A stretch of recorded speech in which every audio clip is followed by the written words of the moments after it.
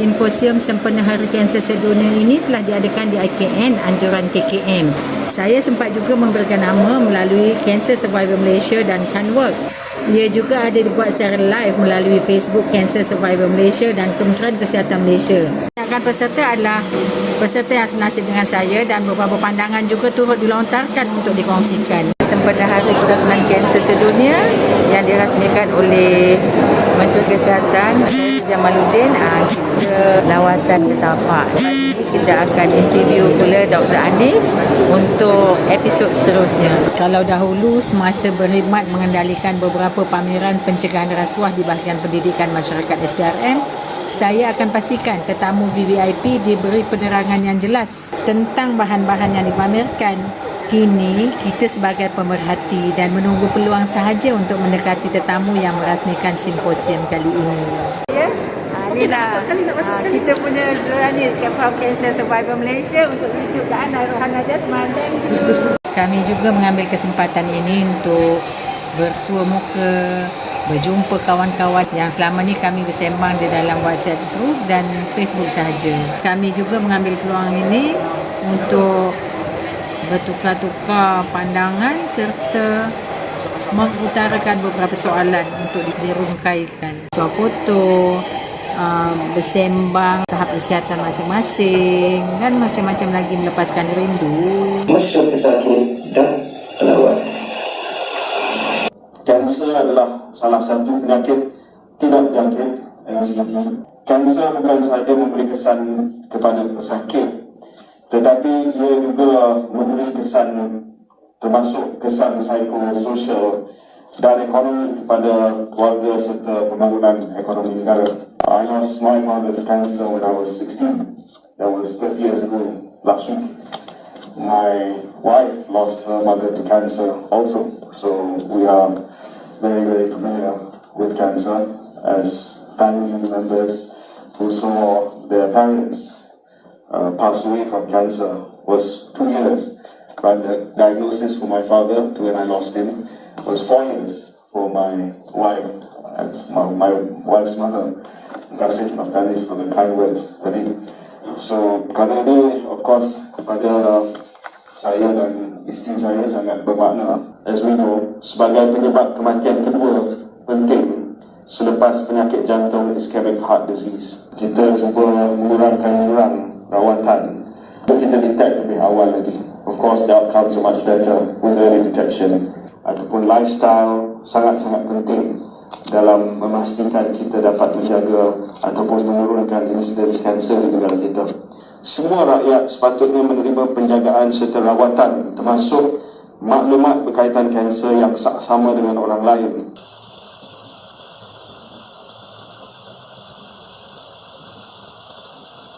Masalah kanser adalah masalah kewangan. Ubat memang mahal. Everybody should have chance to live. Kan, kerana kanser bukan kami minta. Kan, dan kita mengharapkan semua pihak bergabung untuk membantu pesakit kanser mendapat rawatan yang baik. Birokrasi adalah masalahnya.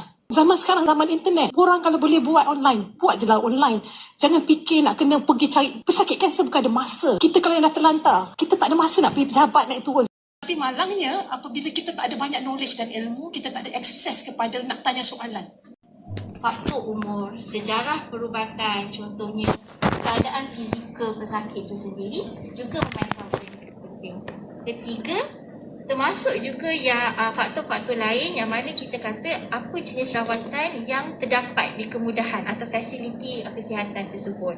Dan tak lupa juga, we have to respect patient decision provided pesakit faham apa yang pesakit mahukan, pro and cons-nya. Saringan awal kanser memang sangat-sangat penting. Bila kita dapat detect kanser lebih awal, peluang untuk sembuh menjadi semakin tinggi. Kan paliatif itu adalah whole person care, iaitu rawatan holistik yang menitik beratkan bagaimanakah sesuatu penyakit kanser itu contohnya boleh menyebabkan kesan langsung atau tidak langsung kepada pesakit dan keluarga mereka hingga mengganggu kualiti hidup mereka. Ya, segala ubat yang kita berikan semua telah melalui kajian yang panjang. Masyarakat harus adalah confident. Saya bukan kata bahawa ubat itu adalah segala-galanya. Psychosocial support, sokongan-sokongan daripada ahli keluarga, mentor dia pun kena kuat. Rakyat kita mesti terima rawatan onkologi. Yang dah terima rawatan itu, we then must do this rawatan secepat mungkin. Palliative care bukanlah penjagaan di akhir hayat semata-mata,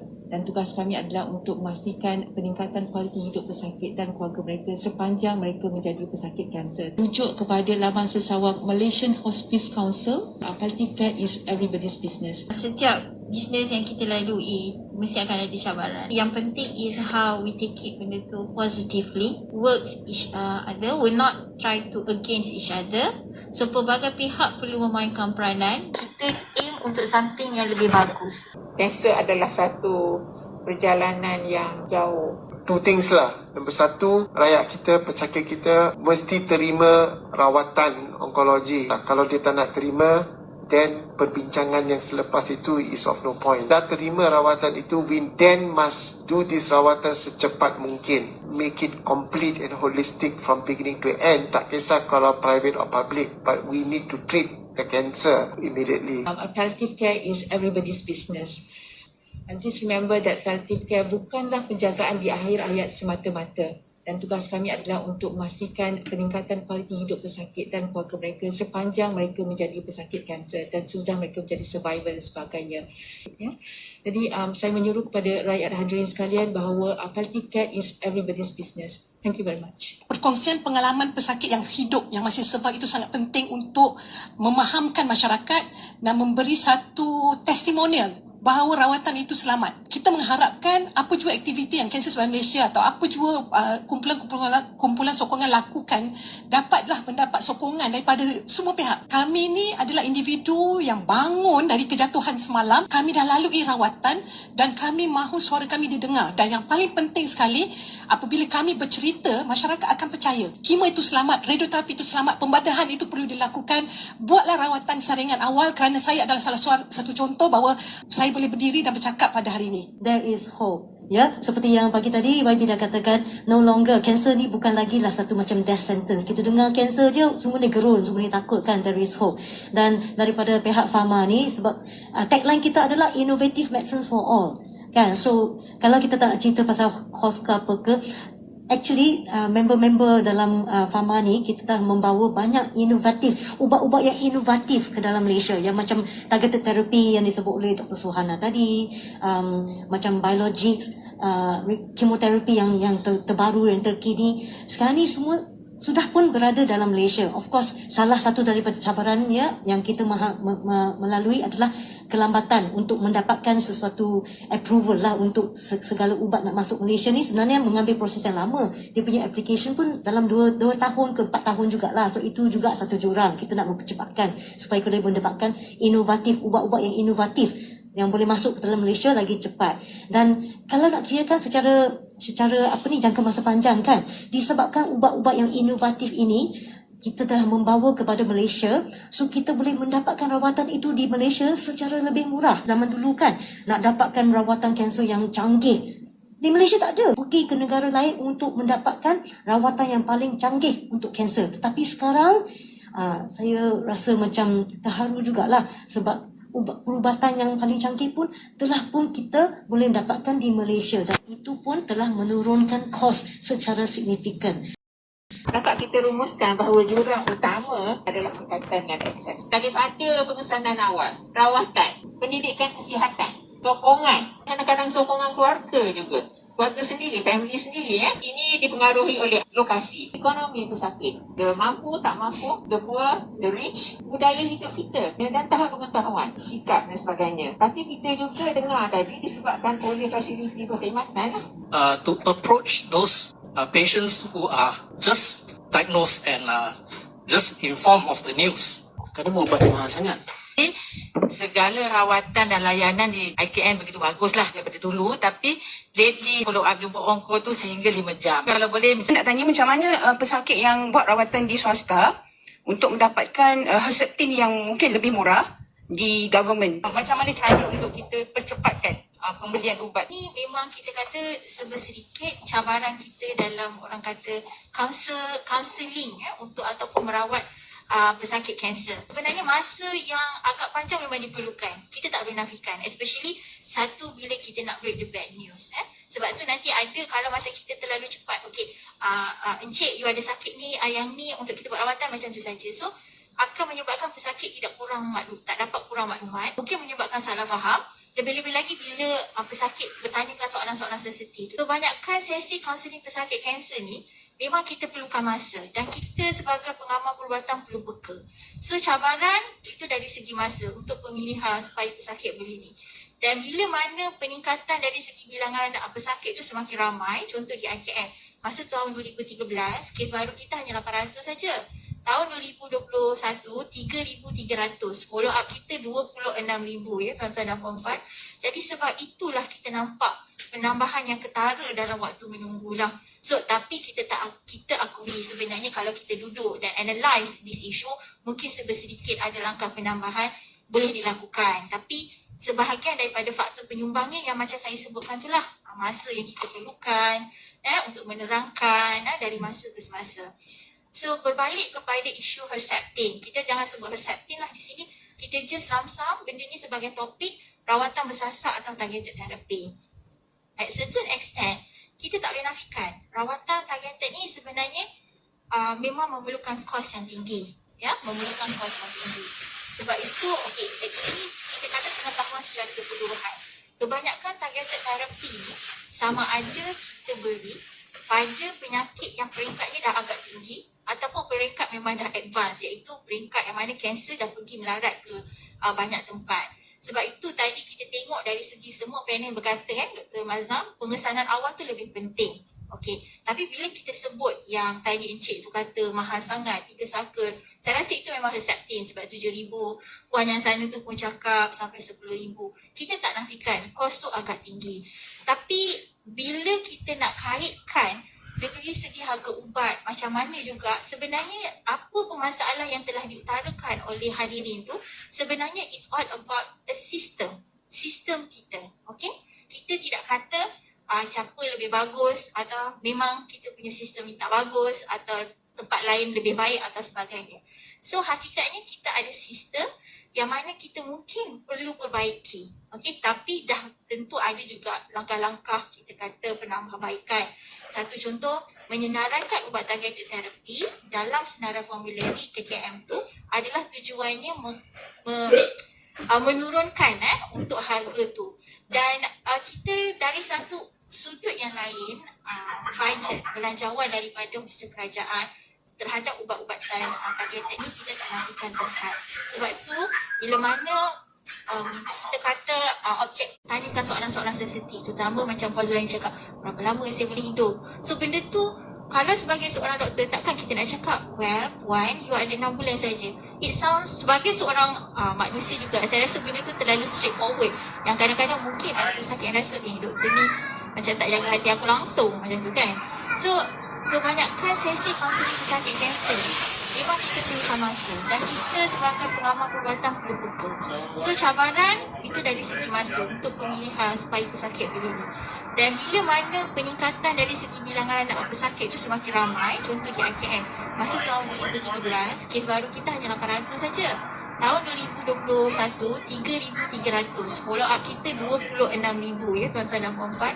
Jadi sebab itulah kita nampak penambahan yang ketara dalam waktu menunggulah. So tapi kita akui sebenarnya kalau kita duduk dan analyse this issue, mungkin sedikit ada langkah penambahan boleh dilakukan. Tapi sebahagian daripada faktor penyumbangnya yang macam saya sebutkan itulah masa yang kita perlukan untuk menerangkan dari masa ke semasa. Tak boleh nafikan rawatan targeted ni sebenarnya memang memerlukan kos yang tinggi, memerlukan kos yang tinggi. Sebab itu okey, ini kita kata pengetahuan secara keseluruhan. Kebanyakan targeted therapy ni sama ada kita beri pada penyakit yang peringkatnya dah agak tinggi ataupun peringkat memang dah advance, iaitu peringkat yang mana kanser dah pergi melarat ke banyak tempat. Sebab itu tadi kita tengok dari segi semua panel berkata Dr. Maznam, pengesanan awal tu lebih penting. Okey, tapi bila kita sebut yang tadi Encik tu kata mahal sangat, 3 saka, saya rasa itu memang reseptif sebab 7,000. Puan yang sana tu pun cakap sampai 10,000. Kita tak nafikan, kos tu agak tinggi. Tapi bila kita nak kaitkan dari segi harga ubat macam mana juga, sebenarnya apa pun masalah yang telah diutarakan oleh hadirin tu, sebenarnya it's all about the system kita. Okey, kita tidak kata siapa lebih bagus atau memang kita punya sistem ni tak bagus atau tempat lain lebih baik atau sebagainya. So hakikatnya kita ada sistem yang mana kita mungkin perlu perbaiki. Okey, tapi dah tentu ada juga langkah-langkah kita kata penambahbaikan.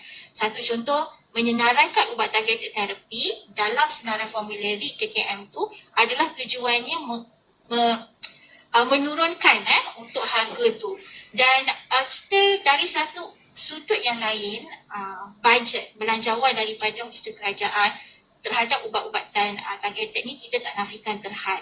Sebab tu bila mana kita kata objektif kerajaan adalah untuk kalau boleh bila kita dah senaraikan tu lebih banyak boleh dapat. Jadi sebab itulah ada setengah pesakit yang kita cuba channelkan. Yang ini mungkin boleh claim daripada institusi tempat dia bekerja. Walaupun ada sistem lain yang menyokong dan mungkin ada ya bagi puan tadi tu memang susah.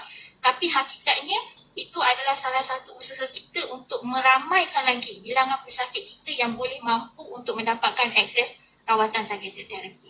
Saya rasa benda ni kita kena bincang lebih lanjut lah mungkin dalam sesi lain. Sebab ini memang satu soalan yang isu yang memang hangat lah.